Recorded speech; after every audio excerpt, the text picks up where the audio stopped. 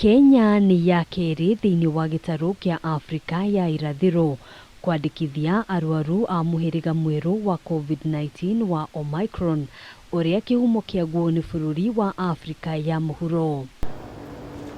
Kuringana na Minister wa ugima wa muiri Mutahi Kagwe, Andu atatu ni kuonekanite na muthemba uyu wa COVID-19. Some of the samples that we have collected, and I can confirm that we have actually detected the Omicron variant among some of the travelers who have been traveling through Kenya, and we have at least 3 cases so far.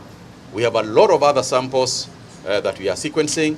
So in the next 2 days, I will be able to confirm the spread or otherwise of the Omicron variant in the country. Kagwe augite maundu maya gucenjia makiria kuona muthemba uyu wa corona uratambata mwaki wa nyeki, akiuga ni ihinda a Kenya guikara mari maitho. The Omicron variant is likely to be the dominant variant, not just in our country but across the world, and we are happy that the management of the variant globally is now being handled in a better way. Maya mokite riri thirikari yonanitie wagagu kumanana na banene ya arwaru aria makomete thibitari-ini gukorwo matamukirite njanjo ya corona, gikiro kia utambania na kio gigithie na mbere kwambatira kwa ihinda ria kiumia kimwe kihituku, muthenya wa ira gikirugamira gicunji kia 11.5 hari igana.